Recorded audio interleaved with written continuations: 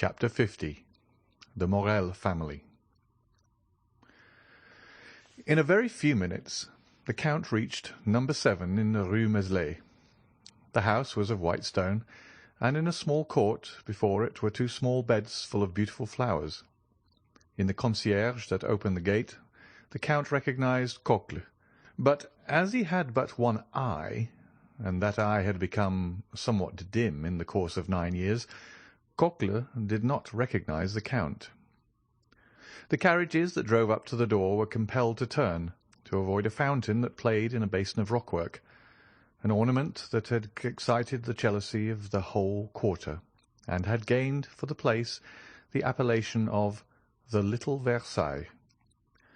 It is needless to add that there were gold and silver fish in the basin.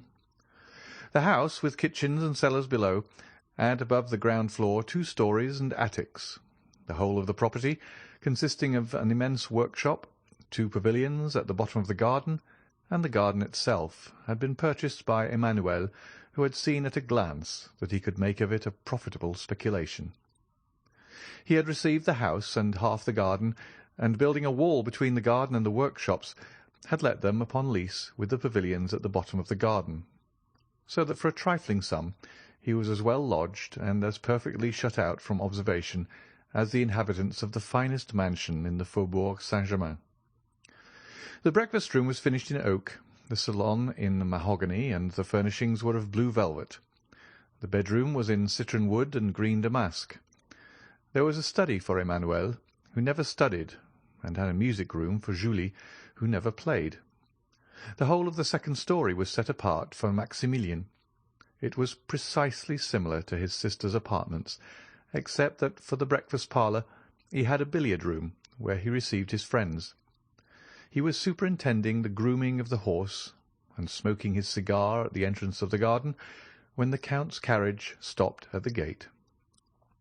Cocle opened the gate, and Baptistin, springing from the box, inquired whether Monsieur and Madame Herbault and Monsieur Maximilien Morrel would see His Excellency the Count of Monte Cristo. "The Count of Monte Cristo!" cried Morrel, throwing away his cigar and hastening to the carriage. "I should think we should see him. Ah, 1,000 thanks, Count, for not having forgotten your promise." And the young officer shook the Count's hand so warmly that Monte Cristo could not be mistaken as to the sincerity of his joy, and he saw that he had been expected with impatience and was received with pleasure. "Come, come," said Maximilian, "I will serve as your guide. Such a man as you are ought not to be introduced by a servant. My sister is in the garden, plucking the dead roses. My brother is reading his 2 papers, the Presse and the Debat, within 6 steps of her. For wherever you see Madame Herbault, you have only to look within a circle of 4 yards, and you will find Monsieur Emmanuel, and reciprocally, as they say at a polytechnic school." At the sound of their steps, a young woman of 20 to 25, dressed in a silk morning gown and busily engaged in plucking the dead leaves off a noisette rose tree, raised her head. This was Julie, who had become, as the clerk of the house of Thomson and French had predicted, Madame Emmanuel Herbault. She uttered a cry of surprise at the sight of a stranger, and Maximilian began to laugh. "Don't disturb yourself, Julie," said he. "The Count has only been 2 or 3 days in Paris, but he already knows what a fashionable woman of the Marais is, and if he does not, you will show him." "Ah, monsieur," returned Julie, "it is treason in my brother to bring you thus. But he never has any regard for his poor sister. Penelon, Penelon!" An old man who was digging busily at one of the beds stuck his spade in the earth and approached, cap in hand, striving to conceal a quid of tobacco he had just thrust into his cheek. A few locks of grey mingled with his hair, which was still thick and matted, while his bronzed features and determined glance well suited an old sailor who had braved the heat of the equator and the storms of the tropics. "I think you hailed me, Mademoiselle Julie," said he. Penelon had still preserved the habit of calling his master's daughter Mademoiselle Julie, and had never been able to change the name to Madame Herbault. "Penelon," replied Julie, "go and inform Monsieur Emmanuel of this gentleman's visit, and Maximilian will conduct him to the salon." Then turning to Monte Cristo, "I hope you will permit me to leave you for a few minutes," continued she, and without awaiting any reply, disappeared behind a clump of trees and escaped to the house by a lateral alley. "I am very sorry to see," observed Monte Cristo to Morrel, "that I cause no small disturbance in your house." "Look here," said Maximilian, laughing, "there is her husband changing his jacket for a coat. I assure you, you are well known in the Rue Meslay." "Your family appears to be a very happy one," said the Count, as if speaking to himself. "Oh, yes, I assure you, Count, they want nothing that can render them happy. They are young and cheerful. They are tenderly attached to each other, and with 25,000 francs a year they fancy themselves as rich as Rothschild." 25,000 francs is not a large sum, however," replied Monte Cristo, with a tone so sweet and gentle that it went to Maximilian's heart like the voice of a father. "But they will not be content with that. Your brother-in-law is a barrister, a doctor." "He was a merchant, monsieur, and had succeeded in the business of my poor father, Monsieur Morrel, at his death. Left 500,000 francs, which were divided between my sister and myself, for we were his only children. Her husband, who, when he married her, had no other patrimony than his noble probity, his first-rate ability, and his spotless reputation, wished to possess as much as his wife. He laboured and toiled until he had amassed 250,000 francs. 6 years sufficed to achieve this object. Oh, I assure you, sir, it was a touching spectacle to see these young creatures destined by their talents for higher stations, toiling together, and through their unwillingness to change any of the customs of their paternal house, taking 6 years to accomplish what less scrupulous people would have effected in 2 or 3. Marseille resounded with their well-earned praises. At last, one day, Emmanuel came to his wife, who had just finished making up the accounts. "Julie," said he to her, "Coquelin has just given me the last rouleau of 100 francs. That completes the 250,000 francs we had fixed as the limits of our gains. Can you content yourself with the small fortune which we shall possess for the future? Listen to me. Our house transacts business to the amount of 1 million a year, from which we derive an income of 40,000 francs.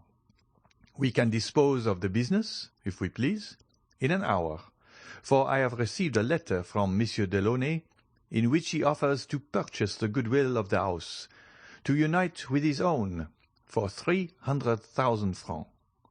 Advise me what I had better do." "Emmanuel," returned my sister, "the house of Morrel can only be carried on by a Morrel. Is it not worth 300,000 francs to save our father's name from the chances of evil fortune and failure?" "I thought so," replied Manuel, "but I wished to have your advice. This is my counsel. Our accounts are made up and our bills paid. All we have to do is to stop the issue of any more and close our office." This was done instantly. It was 3 o'clock. At a 1:15, a merchant presented himself to insure 2 ships. "It was a clear profit of 15,000 francs, monsieur," said Emmanuel. "Have the goodness to address yourself to Monsieur Delaunay. We have quitted business." "How long?" inquired the astonished merchant. "A quarter of an hour," was the reply. "And this is the reason, monsieur," continued Maximilian, "of my sister and brother-in-law having only 25,000 francs a year." Maximilian had scarcely finished his story, during which the Count's heart had swelled within him, when Emmanuel entered, wearing a hat and coat. He saluted the Count with the air of a man who is aware of the rank of his guest. Then, after having led Monte Cristo around the little garden, he returned to the house. A large vase of Japan porcelain, filled with flowers that loaded the air with their perfume, stood in the salon. Julie, suitably dressed and her hair arranged, she had accomplished this feat in less than 10 minutes, received the Count on his entrance. The songs of the birds were heard in an aviary hard by, and the branches of the laburnums and rose acacias formed an exquisite framework to the blue velvet curtains. Everything in this charming retreat, from the warble of the birds to the smile of the mistress, breathed tranquillity and repose. The Count had felt the influence of this happiness from the moment he entered the house, and he remained silent and pensive, forgetting that he was expected to renew the conversation, which had ceased after the first salutations had been exchanged.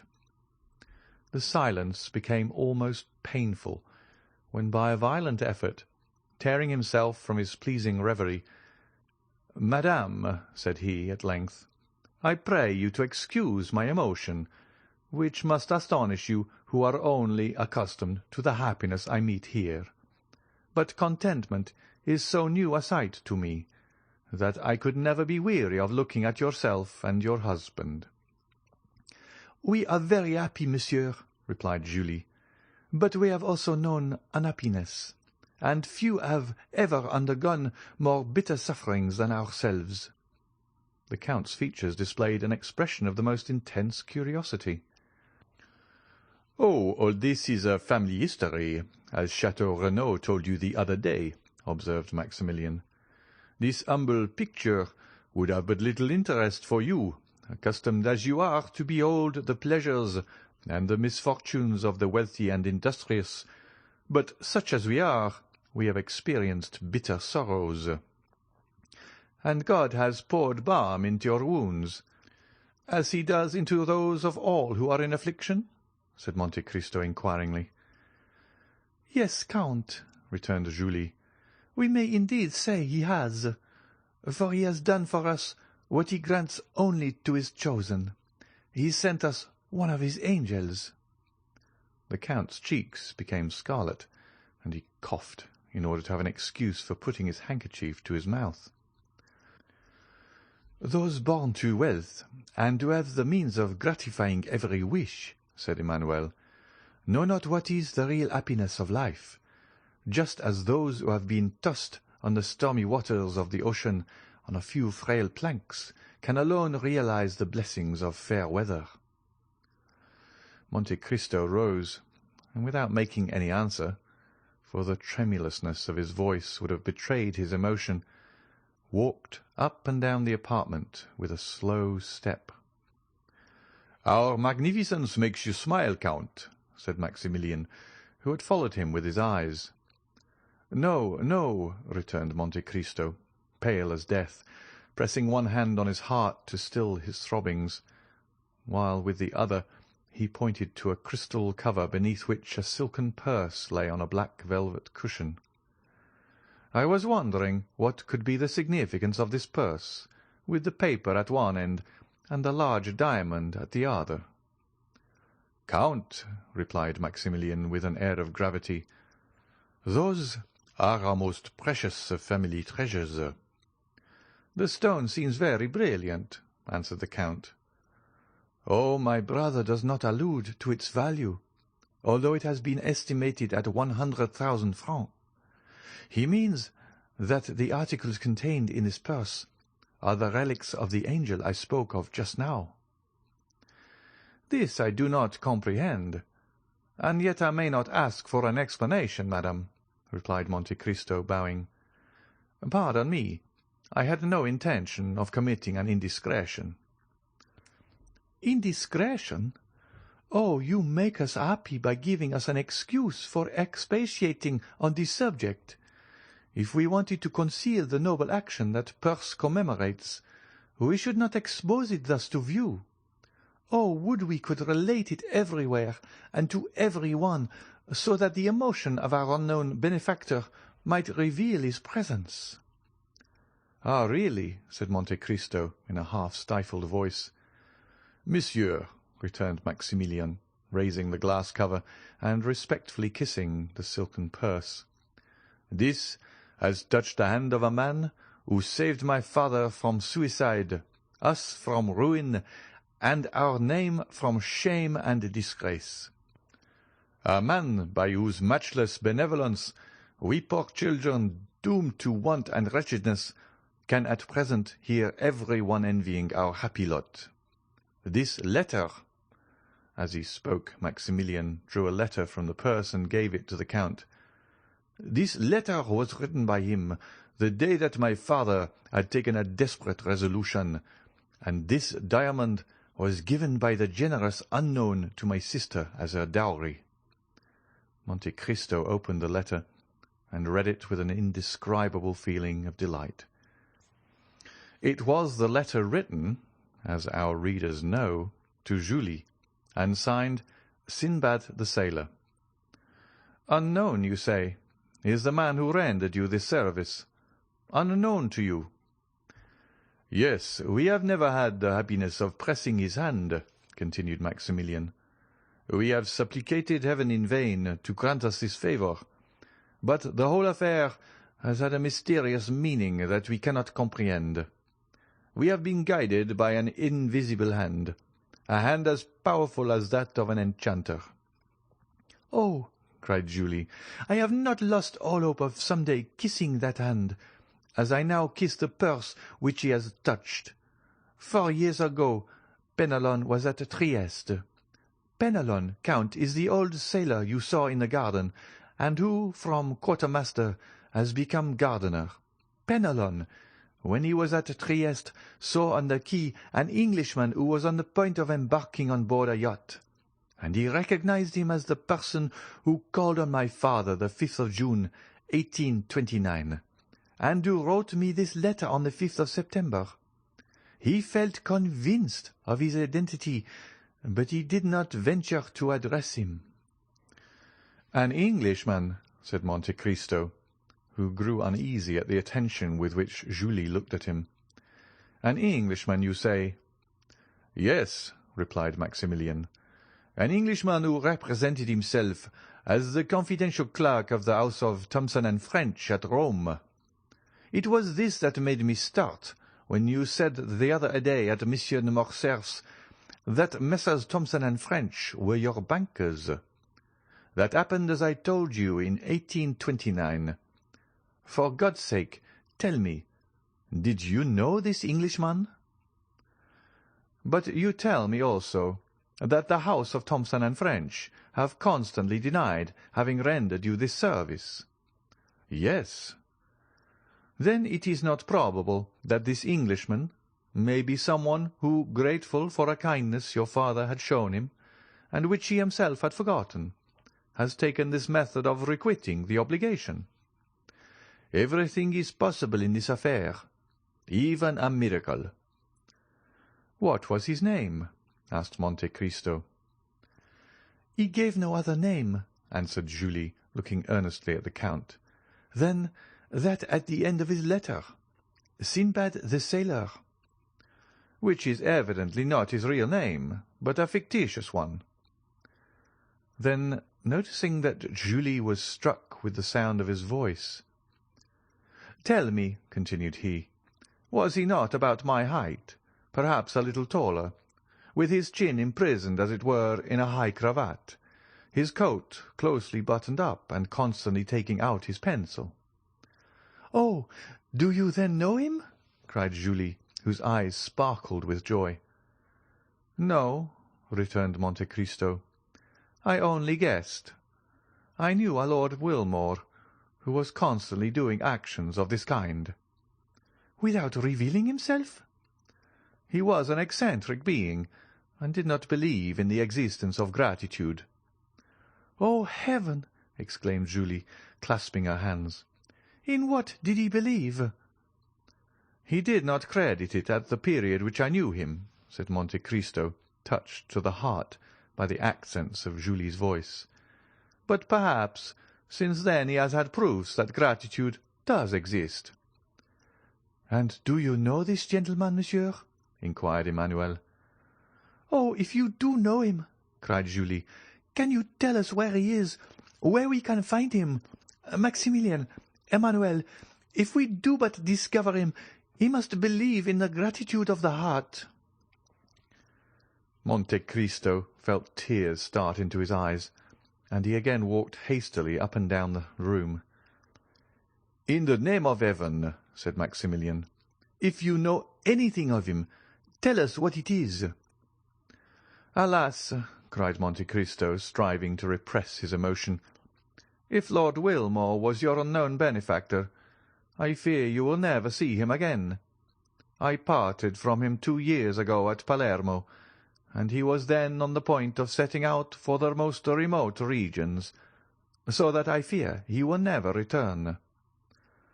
"Oh, monsieur, this is cruel of you," said Julie, much affected, and the young lady's eyes swam with tears.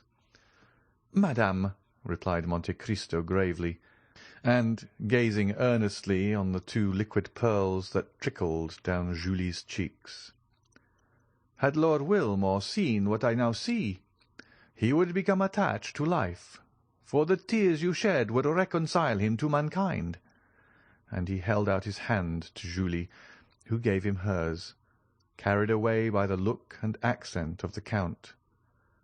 "But," continued she, "Lord Wilmore had a family or friends. He must have known someone. Can we not—" "Oh, it is useless to inquire," returned the Count. "Perhaps, after all, he was not the man you seek for. He was my friend. He had no secrets from me, and if this had been so he would have confided in me." "And he told you nothing?" "Not a word." "Nothing that would lead you to suppose?" "Nothing." "And yet you speak of him at once." "Ah, in such a case one supposes—" "Sister, sister," said Maximilian, coming to the Count's aid, "Monsieur is quite right. Recollect that our excellent father has often told us, 'It was no Englishman that thus saved us.'" Monte Cristo started. "What did your father tell you, Monsieur Morrel?" said he eagerly. "My father thought that this action had been miraculously performed. He believed that a benefactor had arisen from the grave to save us. Oh, it was a touching superstition, monsieur, and although I did not myself believe it, I would not for the world have destroyed my father's faith. How often did he muse over it and pronounce the name of a dear friend, a friend lost to him forever, and on his deathbed, when the near approach of eternity seemed to have illumined his mind with supernatural light, this thought, which had until then been but a doubt, became a conviction, and his last words were, 'Maximilian, it was Edmond Dantès.'" At these words the Count's paleness, which had for some time been increasing, became alarming. He could not speak. He looked at his watch like a man who has forgotten the hour, said a few hurried words to Madame Herbault, and pressing the hands of Emmanuel and Maximilian, "Madame," said he, "I trust you will allow me to visit you occasionally. I value your friendship, and feel grateful to you for your welcome, for this is the first time for many years that I have thus yielded to my feelings." And he hastily quitted the apartment. "This Count of Monte Cristo is a strange man," said Emmanuel. "Yes," answered Maximilian, "but I feel sure he has an excellent heart, and that he likes us." "His voice went to my heart," observed Julie, "and 2 or 3 times I fancied that I had heard it before."